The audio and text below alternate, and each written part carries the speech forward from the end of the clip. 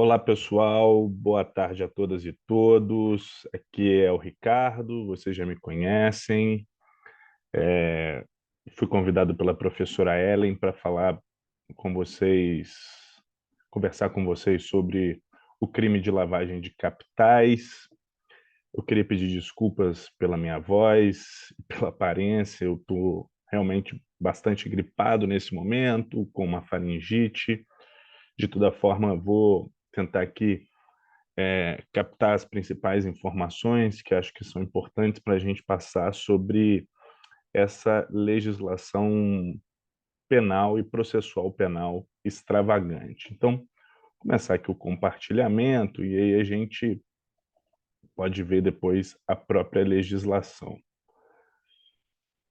Aqui, então, o crime de lavagem de capitais, ele está previsto, ou lavagem de dinheiro, está previsto na Lei 9.613 de 1998 e sofreu alterações significativas pela Lei 12.683 de 2012, né? Então, na legislação, a gente vai ver já no seu título e na sua apresentação que essa é uma legislação que dispõe sobre os crimes de lavagem ou ocultação de bens, direitos e valores, a prevenção da utilização do sistema financeiro para ilícitos previstos nessa lei, que a gente vai conhecer agora, além de criar o Conselho de Controle das Atividades Financeiras, conhecido como COAF, e outras providências. Então, vamos lá, passando um pouquinho aqui sobre, é, a, iniciando um pouquinho aqui a apresentação, antes mesmo de adentrar a lei. O crime de lavagem de dinheiro, ele é um delito que vocês vão perceber que ele trabalha em grande medida com uma gramática anglo-saxã e às vezes tem até uma lógica muito mais própria de outras tradições do direito do que o que a gente está acostumado, né? Nós trabalhamos muito com uma gramática germânica no nosso direito penal, mas os delitos econômicos, regra geral, eles trazem essa influência da experiência dos países anglo-saxões, né? Então, a expressão lavagem de dinheiro, por exemplo, ela tem origem nos Estados Unidos a partir da experiência do que foi chamado de money laundering, onde em 1920, ali na década de 20, os gangsters de Chicago utilizavam, de fato, de lavanderias, as lavanderias como negócio, para poder disfarçar, para poder despistar o dinheiro ilícito que era proveniente do tráfico de drogas ou de bebidas ilícitas, né? Cabe lembrar que nos Estados Unidos, nesse período, inclusive, a bebida alcoólica ela era proibida e considerada ilícita, né? Em outros países, como por exemplo Portugal e Espanha, a expressão lavagem de dinheiro ela foi traduzida como branqueamento de capitais, né? Importante entender também, e aqui eu já vou abrir a legislação já para que vocês possam ver, que a lei de lavagem de capitais no Brasil ela pode ser dividida em três gerações, né? Uma primeira geração, que é onde a gente tinha a ideia de que a lavagem de capital teria sempre como um crime antecedente, único e exclusivo, o tráfico ilícito de drogas. Já numa segunda geração, e aí aquela que está prevista na redação original da Lei 9.613 de 1998, houve uma ampliação do rol desses crimes antecedentes, mas havia ainda um rol taxativo, né? E aí, claro, como eu disse, vou abrir aqui a legislação para que vocês possam ver. Já na terceira geração, diante da alteração trazida pela Lei 2.683 de 2012, qualquer crime pode figurar como um delito antecedente da lavagem de capitais, né? É, e aí, nesse caso, inspirado obviamente em legislações estrangeiras que foram utilizadas como referência para que a gente pudesse ter essa ampliação do delito anterior, né? Então, os conceitos básicos da ideia de lavagem de dinheiro significa, portanto, e aí vamos entender aqui o que seria a ideia, né? Partir de um capital ilícito e dar aparência de licitude a esse capital. Então, vamos lá, né? Um dinheiro advindo de uma corrupção passiva, um dinheiro advindo do tráfico de drogas, um dinheiro advindo, enfim, do tráfico de armas. Esse dinheiro, em um determinado momento, se ele não ficar parado na mão de um autor ou de uma determinada pessoa, ele será inserido num sistema econômico-financeiro de um determinado país. E quando ele é inserido nesse sistema financeiro, ele acaba trazendo em si uma aparência de licitude. Então é importante a gente lembrar aqui até da imagem das lavanderias, né? Tinha ali a prática de tráfico ilícito de drogas, ali, portanto, tinha um dinheiro que era adquirido proveniente dessa atividade ilícita, mas precisava que esse dinheiro, portanto, fosse lavado, ganhasse uma aparência de licitude. Então, portanto, se declarava que esse dinheiro estava sendo adquirido a partir desse negócio jurídico, que eram as lavanderias. Mas isso pode se dar em vários outros ramos de comércio, né? E a gente pode pensar aqui, por exemplo, através de hotéis, motéis, entre outras atividades financeiras, né? Isso pode se dar, inclusive, na utilização da compra de ações, entre outras possibilidades da lavagem do dinheiro, sempre com essa ideia de dissimular, de ocultar a procedência criminosa daquele bem, daqueles valores, tentando integrá-lo com uma aparência de licitude, né? E aí, pegando aqui já de uma vez recente, uma recente não, uma decisão do Supremo Tribunal Federal, um HC, né? Não é preciso que haja uma quantia monetária expressiva para que a gente possa falar na prática da lavagem de dinheiro. É importante a gente pensar, e dentro, como eu disse aqui, da nossa lógica de raciocínio, que muitas vezes a gente estaria falando, perdão, de valores que são adquiridos através de uma atividade ilícita, e depois esses valores são utilizados, e aí a gente imaginaria que isso seria um pós-facto impunível, né? Mas no caso, a lavagem de dinheiro transforma esse pós-facto em um pós-factum punível, né? Então, a lavagem de dinheiro a gente vai perceber vai entrar aqui como um tipo penal, um crime vassalo que vai ter uma relação com um delito anterior, fazendo com que esses valores possam, portanto, ganhar aparência de licitude e serem utilizados num sistema financeiro de um determinado país. O bem jurídico tutelado pela Lei de Lavagem de Dinheiro e Administração da Justiça e a ordem econômica financeira. A gente está diante aqui de uma legislação que faz uma proteção a uma pluralidade de bens jurídicos, né? E o objeto material, quando a gente trabalha aqui da lavagem de capitais, vai recair sobre bens, direitos ou valores provenientes dos crimes antecedentes. Então, o objeto material é aquele a qual recai a conduta, e a conduta da lavagem de capital recai exatamente sobre bens, direitos ou valores que foram provenientes de um crime antecedente, de um crime anterior. Agora, ingressando aqui na legislação, deixa eu até alterar, eu vou abrir aqui já na própria legislação, acho que é melhor para a gente fazer a leitura aqui. Ó. Vejam, abrindo aqui, portanto, a legislação Lei 9.613, de 1998, então está aqui já aquela apresentação da disposição, né? Vejam aqui, capítulo 1 dos crimes de lavagem, ocultação de bens, direitos e valores. E aí a gente tem aqui ó, as alterações que foram ocorrendo né, ao longo do tempo. Vejam que antes o artigo 1º ele tinha um rol de delitos, como eu disse, tinha um rol taxativo, mas que depois foi alterado pela Lei 12.683, né? Só para que vocês tenham essa dimensão. Então, fala aqui, né? Ocultar ou dissimular a natureza, origem, localização, disposição, movimentação ou propriedade de bens, direitos ou valores provenientes, direto ou indiretamente, de infração penal. Já não tem mais um rol taxativo para poder delimitar quais seriam esses delitos anteriores. Pena pena reclusão de 3 a 10 anos e multa.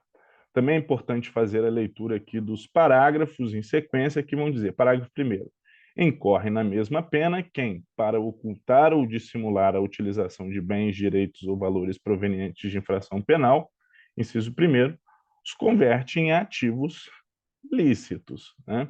Então, aqui, como a gente já viu, é a ideia de que é a transformação desses bens, direitos ou valores ilícitos sendo convertidos em ativos lícitos. Perdão, inciso 2º, os adquire, recebe, troca, negocia, dá ou recebe em garantia, guarda, tem em depósito, movimenta ou transfere. Então, veja, já está te demonstrando aqui que não necessariamente aquele que pratica o crime de lavagem de capitais é quem praticou a conduta anterior, ok? Isso já vai dando uma ideia do sujeito ativo, tá? Inciso 3º, importa ou exporta bens com valores não correspondentes aos verdadeiros. Parágrafo 2º ainda diz, incorre ainda na mesma pena quem, inciso 1º, utiliza na atividade econômica ou financeira bens, direitos ou valores provenientes da infração penal. Então, a exemplo, aquele que já tem uma atividade econômica ou financeira e utiliza desses valores, enfim, que são provenientes de uma infração penal. Como, por exemplo, acho que é importante a gente pensar aqui, né, uma sonegação fiscal, né, crimes contra a ordem tributária, e aí aqueles valores podem ser utilizados em uma atividade econômica ou financeira. Ou, inciso 2º, participa de grupo, associação ou escritório, tendo conhecimento de que sua atividade principal ou secundária é dirigida à prática de crimes previstos nesta lei.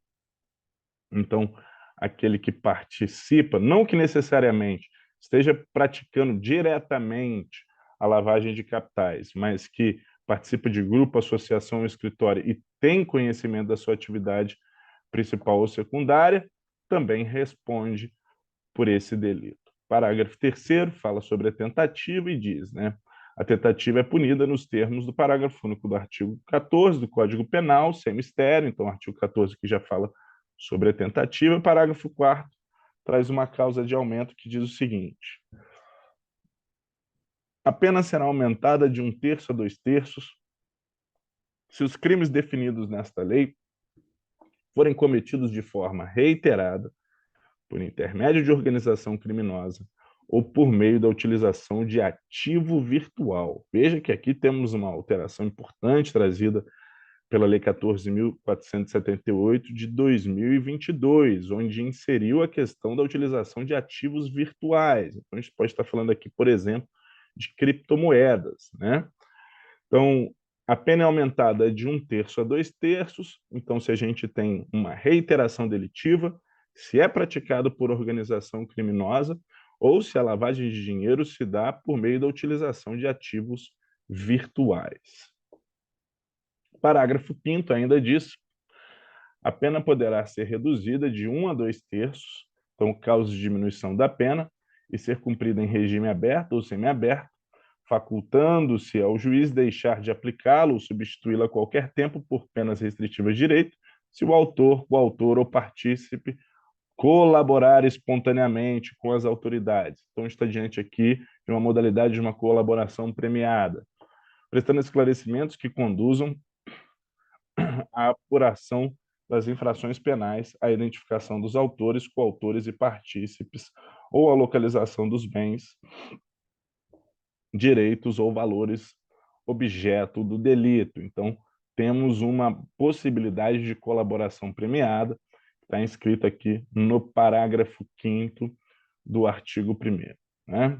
E ainda faz, parágrafo 6º diz, redação trazida pela Lei 13.964 de 2019, chamado também pacote anticrime, diz, para apuração do crime de que se trata esse artigo, admite-se a utilização da ação controlada e da infiltração de agentes, que já era previsto na Lei de Organização Criminosa, e aí, a partir de 2019, também está inserido e marcado aqui na Lei de Lavagem de Capitais, né? Então, retomando, voltando aos nossos slides, então, depois de termos passado por essas questões, vamos falar um pouquinho aqui da competência, né? O artigo 2º, no seu inciso 3º, estabelece que a competência, no caso, será da Justiça Federal em algumas hipóteses, né? Quando o crime for praticado contra o sistema financeiro ou a ordem econômica financeira, ou se o crime é praticado em detrimento de bens, serviços ou interesses da União, ou de entidades autárquicas ou empresas públicas, né? Então, primeira hipótese para que a competência seja da Justiça Federal. Segunda hipótese para que a competência seja da Justiça Federal, está no inciso 3º, a linha B, é quando a infração penal antecedente for de competência da Justiça Federal. Então, se o crime antecedente ele for de competência da Justiça Federal, então nós temos aqui uma competência para processamento e julgamento da lavagem de capitais pela Justiça Federal. Os demais casos, nós estamos diante das hipóteses em que deverá ser processado e julgado pela Justiça Estadual. A ação penal, no caso desses delitos, será sempre uma ação penal pública incondicionada, até porque nós estamos aqui diante de bens jurídicos coletivos, né? Os sujeitos do delito, aqui uma questão também importante a se pensar e refletir sobre o crime de lavagem de capitais. Primeira característica importante sobre os sujeitos do delito é que nós estamos diante de um crime que pode ser praticado por qualquer pessoa, então trata-se de um crime comum, né? Então a gente não exige aqui nenhuma característica específica do agente na prática do crime de lavagem de capitais, né? Mas aí algumas indagações são feitas. O autor do crime antecedente também responde por lavagem de capitais? E mais, né? E aquele que não pratica o crime antecedente, ele pode responder pela lavagem de capitais? Vamos em partes, vamos começar pela primeira pergunta, né? O autor do crime antecedente também responde por lavagem de capitais? De acordo com parte da doutrina, e aí citando aqui Roberto Delmanto, Fernando Fragoso, não, pois a ocultação dos valores configuraria mero exaurimento, ou chamado também de pós-facto impunível. Já, de acordo com Rodolfo Tigre Maia, não se admite o princípio da consulção sob o argumento de que o desdobramento da conduta alcançam bens jurídicos distintos. De acordo com esse autor, o agente deve responder pelos dois delitos em concurso material. E essa tem sido uma tendência no caso dos crimes de lavagem de capitais nos tribunais, ok? E aquele que não pratica o crime antecedente? Para a caracterização do crime de lavagem de capitais, não é necessário que o autor deste tenha participado do crime antecedente, mas é necessário que ele tenha conhecimento quanto à origem criminosa do capital a ser lavado. Então, ele não precisa ter participado, isso decisão do STJ, né? Não precisa que ele tenha participado do crime antecedente, mas tendo conhecimento da origem ilícita, ele responde pelo crime de lavagem de capitais, né? Sujeitos passivos aqui, Estado e sociedade. A gente ainda vai falar um pouquinho aqui sobre a teoria da cegueira deliberada para desenvolver um pouquinho melhor essas questões sobre o conhecimento da conduta do crime antecedente, tá? Algumas questões importantes, né, que a gente já viu, mas reforçando aqui o artigo 1º e suas modalidades, alguns elementares do tipo, pratica-se a lavagem de capitais aquele que oculta, que, portanto, esconde valores, dissimula valores, disfarça a natureza delas, mas estamos diante de tipo misto alternativo. Isso pode dar tanto simultaneamente, ocultação e dissimulação, como de maneira independente, né? Chegando agora, portanto, à teoria da cegueira deliberada, vejam, o crime de lavagem de capitais ele só existe na sua modalidade dolosa, não tem previsão da modalidade culposa. Tanto é que a gente fez a leitura ali do artigo 1º, em momento algum nós vimos alguma referência à modalidade culposa. Entretanto, né, como eu disse aqui, a gente está diante de uma gramática anglo-saxã que traz aí outras referências de tradições do direito. Muito se discutiu e ainda se discute no Brasil se haveria aquela chamada teoria da cegueira deliberada, onde a gente estaria diante de um dolo eventual onde o agente, ele também é chamado de teoria do avestruz, né? Onde o agente deliberadamente evita ter a consciência quanto à origem ilícita dos valores e acaba assumindo o risco de produzir o resultado que é lavar o dinheiro de um capital que é ilícito, né? Então, temos aqui alguns autores e teóricos que vão falar sobre esse tema, e o principal deles aqui que vai apresentar aqui é o Sérgio Moro, né? O ex-ministro, ex-juiz e senador Sérgio Moro. Ele diz o seguinte, né? Aponta dois requisitos para a aplicação da teoria da cegueira deliberada. Prova de que o agente tinha conhecimento da elevada possibilidade de que os bens eram provenientes de crime. Então, aquela questão, inclusive que aparece muito nos casos de crimes de receptação, né, pessoal? E B, prova de que o agente agiu de modo indiferente a esse conhecimento, né? Então, deveria saber que era de origem ilícita. Então, o exemplo está aqui, ó, colocado aqui destaque em vermelho, exemplo da aplicação dessa teoria no Brasil, no famoso furto cometido contra o Banco Central na unidade de Fortaleza.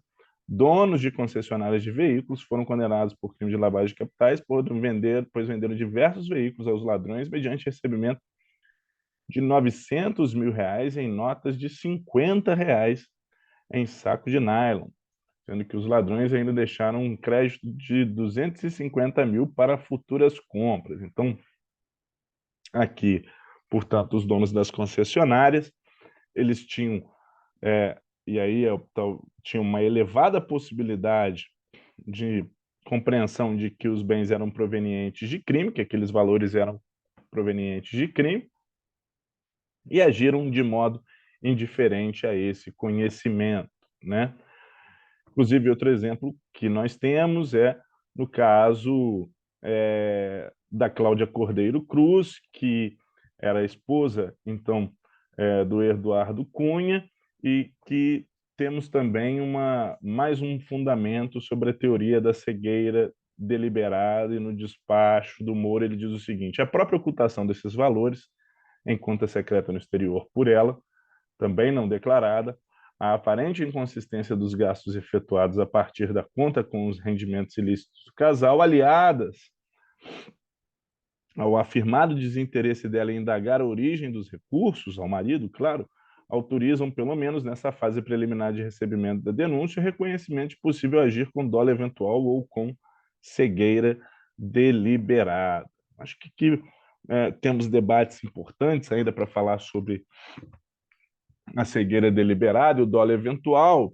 E aqui um tema interessante até para a gente refletir, uma vez que estamos numa faculdade de direito e algumas atividades inerentes da nossa atuação, principalmente uma disciplina de direito penal, ela vai trazer possivelmente atuações que podem se dar por uma cegueira deliberada. Olhem só o que está posto aqui, né?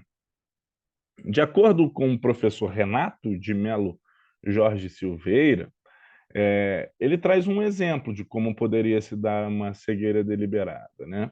Caso um advogado atue em defesa de um traficante de drogas, cujos únicos valores que formam seu patrimônio e renda têm origem na prática desse delito, se ele recebe esses honorários, ele certamente desconfiaria que esses valores são de ordem ilícita, né? E aí a questão que se coloca é, nessa condição, este advogado, ser condenado pela prática de lavagem de capitais por usar desse dinheiro recebido, né? Dentro disso, o próprio ministro Marco Aurélio acabou trazendo uma afirmação que disse assim, ó, prevejo que teremos muitas ações penais contra os criminalistas contratados por delitos, até gravíssimos, né? Assusta-me brandir que, no caso da lavagem de dinheiro, contenta-se o ordenamento jurídico com dolo eventual. Enfim, de toda forma, essas discussões foram travadas na ação penal 470, e os ministros demonstraram que não haveria um consenso sobre essa espécie de dolo eventual da cegueira deliberada, né? Contra a tese do dolo eventual já se manifestaram, à época, o Lewandowski, que não é mais ministro, Rosa Weber, Dias Toffoli, Carmen Lúcia, Marco Aurélio, que não é também mais ministro, e favoráveis ficaram Joaquim Barbosa, que também não é mais ministro, e o Fux, que ainda é ministro, né? Claro que toda essa discussão sobre a teoria da cegueira deliberada, além da ação penal 470, a ação penal 470, pessoal, é o mensalão, ela também foi alçada para a discussão dos delitos da famigerada Lava Jato, né? Então a gente está diante daqui de uma discussão que teve centralidade nas discussões sobre as operações da Lava Jato e muito do que se tinha ali era a discussão sobre um desconhecimento intencional de alguns dos agentes que estavam inseridos naquele enredamento, no caso dos crimes que foram praticados durante e que foram detectados durante essa operação, né? Então, acho que aí depois vocês vão receber esse material. Acho que vale a pena darem uma lida e uma pesquisada sobre o desenvolvimento dessas teorias nas operações Lava Jato. Seguindo ainda sobre o crime de lavagem de capitais, é importante lembrar, e acho que já foi dito até anteriormente, mas o princípio da insignificância. Segundo o entendimento majoritário, ainda é cabível a aplicação do princípio da insignificância, né? A depender dos valores, mas, obviamente, sempre temos divergências, sempre temos decisões divergentes. A exemplo, temos aqui uma decisão do TRF, da segunda região, que vai falar sobre lavagem de capitais, inaplicabilidade do princípio da insignificância. Então, claro, não temos aqui uma matéria pacificada, né? Então, sempre é importante analisar, quando estiver atuando, qual é o tribunal, qual é a tendência daquele tribunal, como ele tem interpretado esta matéria em relação ao crime de capitais, de lavagem de capitais. Artigo 2º ainda fala sobre processo e julgamento. Claro que a gente está aqui diante de uma legislação penal e processual penal extravagante. E aí uma questão importante que se coloca aqui no artigo 2º é o dos crimes previstos nesta lei, diz o seguinte, né? Independem do processo e julgamento dos crimes antecedentes referidos aos artigos anteriores, ainda que praticados em outro país. Vejam, o que traz aqui para a gente de informação importante, né? A pessoa ela pode responder pelo crime de lavagem de capitais. Lembrando que o crime de lavagem de capital ele é sempre um crime que vai ser acessório a um crime antecedente, mas ela pode responder pelo crime de lavagem de capital, independentemente se o crime antecedente já foi processado, julgado e condenado, tá? Então, o processo de julgamento dos crimes anteriores, antecedentes, independem do processo de julgamento do crime de lavagem de capital, tá? Então, tem uma relação de assessoriedade objetiva entre os crimes, mas não se exige a condenação do autor em um crime antecedente para que haja o processamento pelo crime de lavagem de capital. Nós temos aqui uma autonomia dos processos. Vejam isso, né? Isso é importante destacar, né? Parágrafo 1º do artigo 2º diz: a denúncia, portanto, ela deve ser instruída com indícios suficientes da existência do crime antecedente. Então, tem que ter uma justa causa duplicada aqui, né? Sendo puníveis os fatos previstos nessa lei, ainda que desconhecido ou isento de pena o autor daquele crime. Então, embora estejamos diante de um crime vassalo, de um crime acessório, não há necessidade de que tenha tido uma condenação no crime antecedente. Então, portanto, na petição inicial, na acusação sobre o crime de lavagem de capitais, a gente tem que ter essa justa causa duplicada, ou seja, a inicial ela tem que ter um laço probatório, um arcabouço probatório mínimo que traga a configuração de dois crimes, né? O crime antecedente mais o crime de lavagem de capitais. Isso é muito importante. E aí, ainda dentro dessa questão, aí temos aqui, ó, conexão instrumental probatória, a depender se tivermos dois crimes que esses dois crimes se estiverem sendo processados e julgados, a gente pode ter reunião dos processos, né? Ainda que o crime tenha sido praticado no exterior, o crime de lavagem de capital pode ser processado e julgado no Brasil, enfim, as questões de extraterritorialidade que estariam vinculadas. E aí vem uma questão importante, né? Imagine-se que o autor do crime antecedente tenha sido absolvido. Nesse caso, poderá haver condenação por lavagem de capitais? Olha aí, né? Se houver absolvição, será que haveria, portanto, a possibilidade de condenação, absolvição no crime antecedente, né?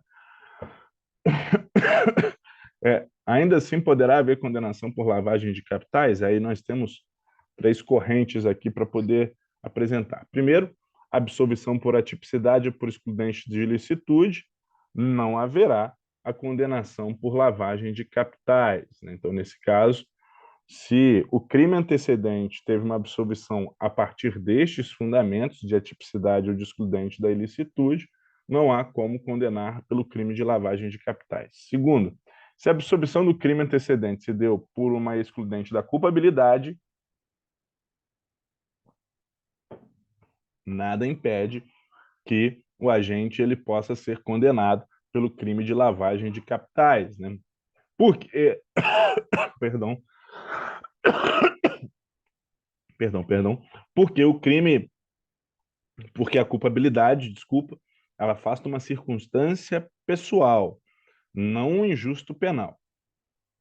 E aí depois, absolvição por extinção da punibilidade. Nesse caso, nada impede que haja, portanto, a possibilidade de que o agente possa ser condenado pela lavagem de capitais, né? A não ser duas causas extintivas da punibilidade, que seria a anistia ou a abolício crimes, que é quando aquela conduta anterior, principalmente, deixou de ser considerada ilícita, né?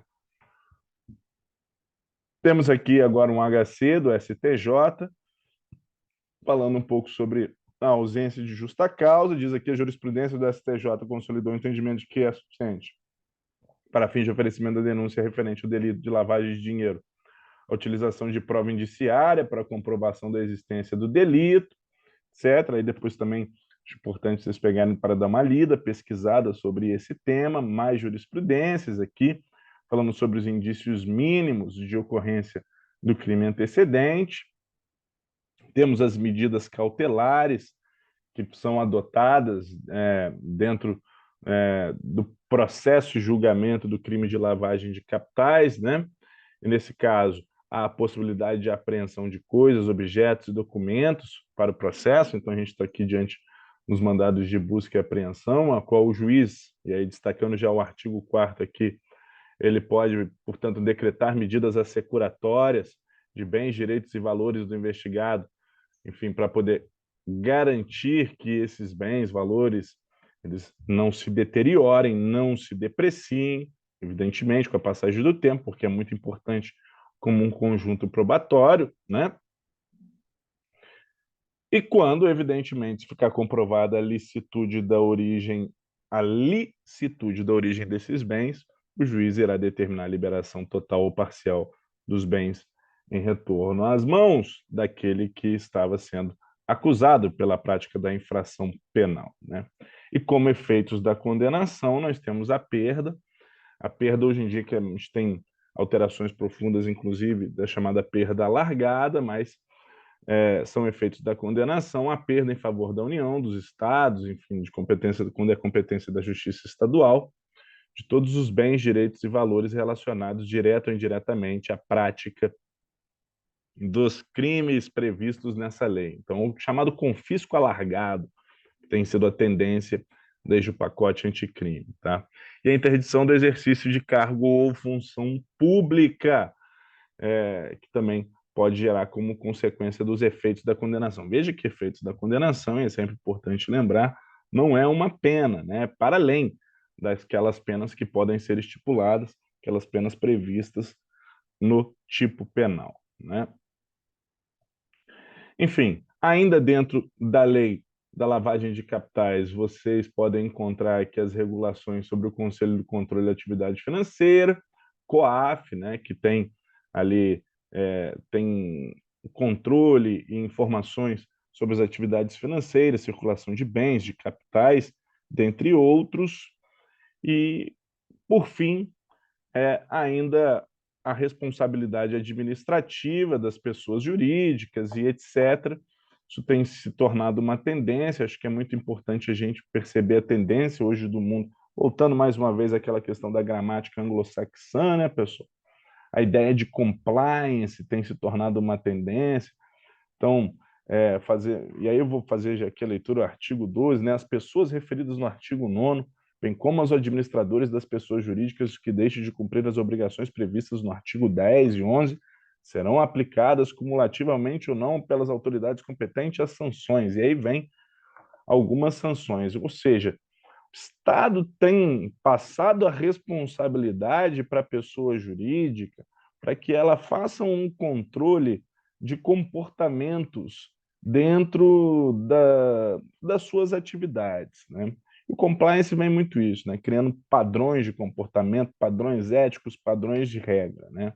Então, tem passado essa responsabilidade às pessoas jurídicas. É claro que a gente sabe que aqui a pessoa jurídica ela não vai responder criminalmente, só no caso dos crimes ambientais, mas essa tem sido uma tendência de controle dos corpos, um controle do direito penal atualmente. Bom, é isso que eu tinha a dizer rapidamente a vocês. Mais uma vez eu peço desculpas pela falta de intensidade, eu gosto mais de poder falar desses assuntos com um pouco mais de intensidade, mas é o que deu para ser feito hoje. Agradeço mais uma vez a atenção de todos vocês e até a próxima.